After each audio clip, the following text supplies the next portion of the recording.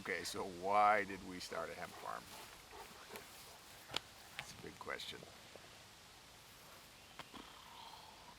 It was the culmination of I guess, a long road, but I guess we'd start with when I was 18 and I left the farm. So I grew up on this property. My mother grew up on this property. Her mother grew up on this property back almost 200 years. But when I was 18, I couldn't wait to get away from it. And that stuck for like a decade or more.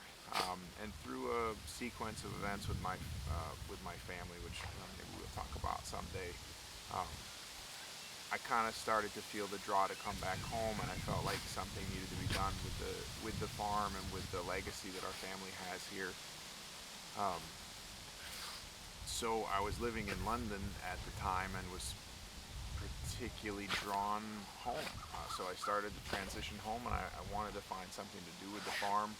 And I was really attached to the romantic idea of returning the farm to its roots, which would have been to be a dairy farm. So um, with Aaron Bell's help from Tide Mill Farm, we restarted the dairy in a very modest fashion, and we were selling our bulk milk to Moo Milk, um, which is Maine's own organic milk. It went out of business shortly after we started back up, and through a sequence of events, which is another story maybe we'll get to someday, we decided that there was no particular future in organic dairy farming.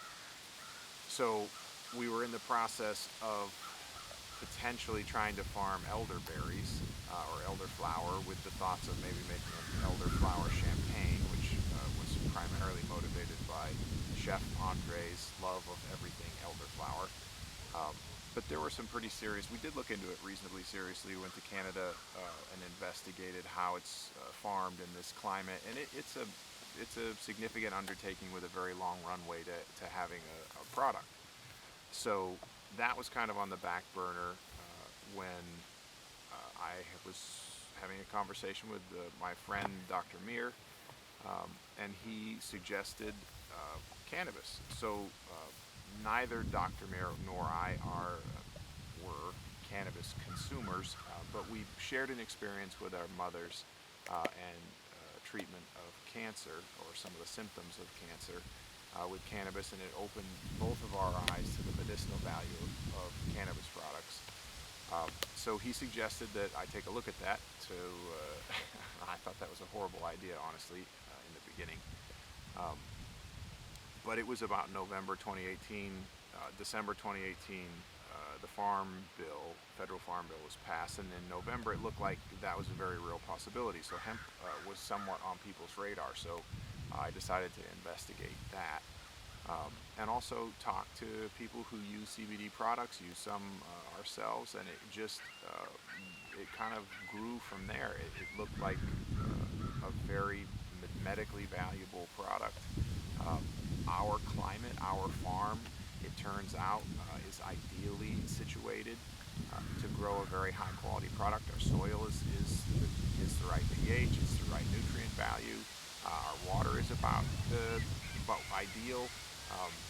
Our day and night cycles are ideal. So it kind of for once fell into place. Basically every other farming endeavor I investigated, we were ill-suited for, and would have been kind of a force fit situation, and that just wasn't the case with hemp. It just made sense. So we investigated it further, and I started making some phone calls to people I thought would be key contributors or potential partners, and the right pieces fell into place, so we got started. That's really it, and it just kind of grew from there. That was a year and a